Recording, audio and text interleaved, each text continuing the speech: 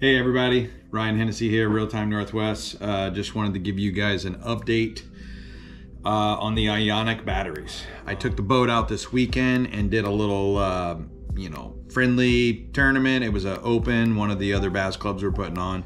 One of my pro staffers, Nolan Williams, called up, asked if I was gonna do the tournament. I said, hey, why not? Let's do it. So even though it's a body of water that I don't particularly like to fish, just because kind of sucks, you know. I mean, unless you put a lot of time on that water to really catch fish and know what they're doing and what time of year or whatnot, it's just not for me. So so I generally don't spend time there. But since I did the fresh install on the batteries, I figured, you know what, why not? Let's just stick it on the water and check things out and see if we can find out some pros and cons about the install. So first off, the weight of the boat.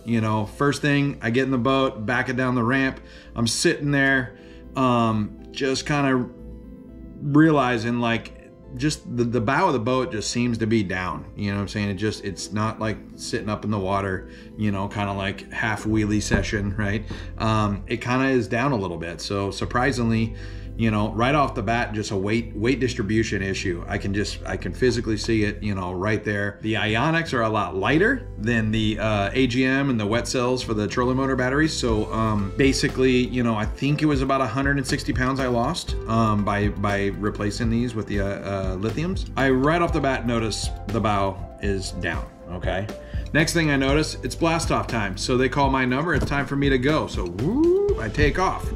First thing I notice, boom, hole shot instantly. Usually the skeeters, they literally plow. It's a plow fest, right? Usually your front end comes up, you're plowing for a little bit, and eventually kind of planes out and you're on the way, right? Well, yeah. I hit the gas pedal, it shot like a bullet. I mean, literally flat as an arrow. So I was like, wow, okay, cool. So then we're jamming, I'm popping up, the trim, and we're getting up in speed and catching up to a couple guys, and what do you know?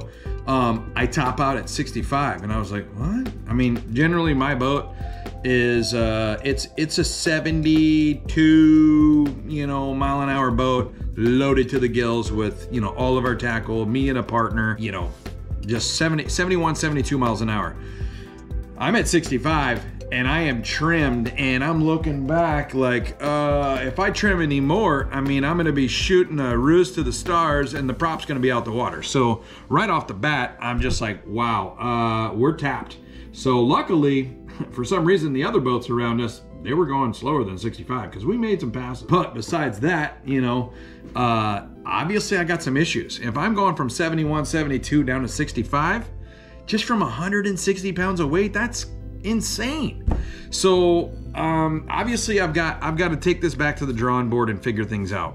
One of the things I wanted to talk about was putting them to the test. Okay, so starting off in the morning, as soon as I put the boat back in the water, I turned everything on. All the units got turned on. I turned on the live wells. I turned on all the courtesy lights, everything you can flip a switch and turn on, I turned on. So basically I wanted to run these batteries bone dry. I wanted to figure out if I had everything on in the boat all day long, from basically a 7 o'clock to a 3 o'clock weigh-in, I wanted to see what was up, right? I wanted to see how these batteries were gonna, take the brunt force. Now, I don't know if you remember from the install, if you go look back at my other videos, I basically used a 125 amp hour battery that is controlling my engine and all my electronics, everything, all the electronics, not just the, not just the graphs and stuff like that. It's controlling everything. So everything,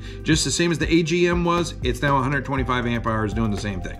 So that being said, I ran it all day long. It was put to the test, okay? Even when we came back for weigh-ins, I parked the boat, I left everything on, all the graphs stayed on, everything was running, the aerator still going, circulating, recirculating, everything, okay? I even had the stereo on all day long, playing it from my phone. I had my phone in the glove box plugged into the USB charger. So all that's going on at the same time. And then, bam, as soon as we're done, I put it on the trailer. Of course, I shut it all down. I look at my app and see what my results are.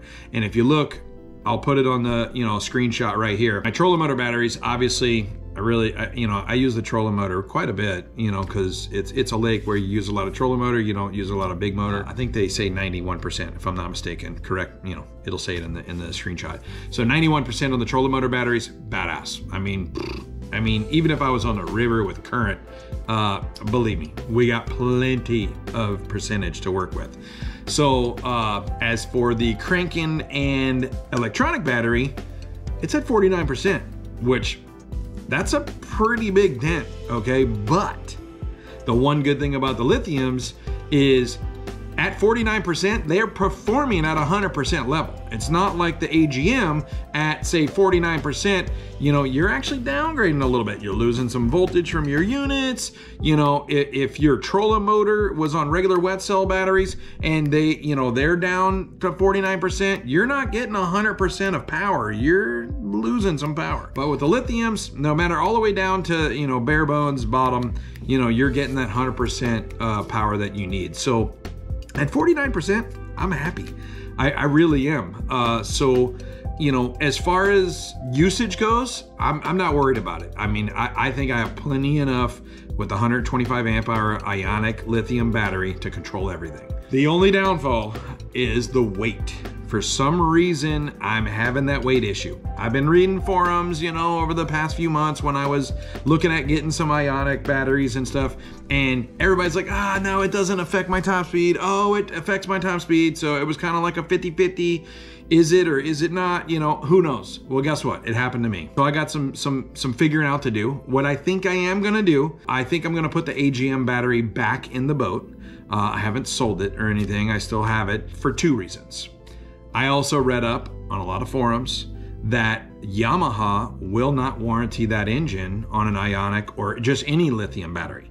So by putting this AGM back in there, I might as well just hook it up to the Yamaha engine and call it a day. So everything else can go on the, well, it doesn't even have to be honest. I can leave the lithium battery for graphs only. Right? Graphs, the 360, the active target, all the other stuff that I use. As far as the live wells, courtesy lights, nav lights, and all that kind of stuff, that can all go back on the AGM.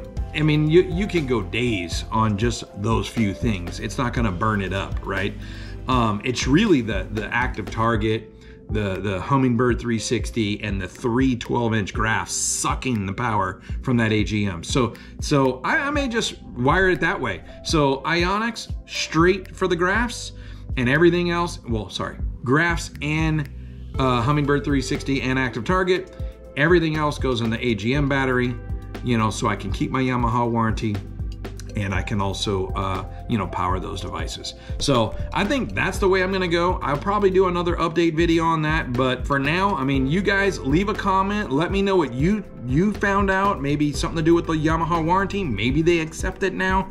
I don't know. I mean, it's a battery. I mean, it's literally just turning it over like that. I don't see how a voltage difference between a lithium or an AGM would cause problems with the engine. So I don't know. Leave a comment below. Make sure you guys subscribe to us. We got more upcoming videos. And obviously you can see we got the Bait Lab in the background. We got a lot of Bait Lab videos coming out. Everybody, look forward to seeing us in the future. We're gonna be around. Hit that subscribe button in the corner. Live, dream, fish. We live to dream to fish. All right, everybody, take it easy.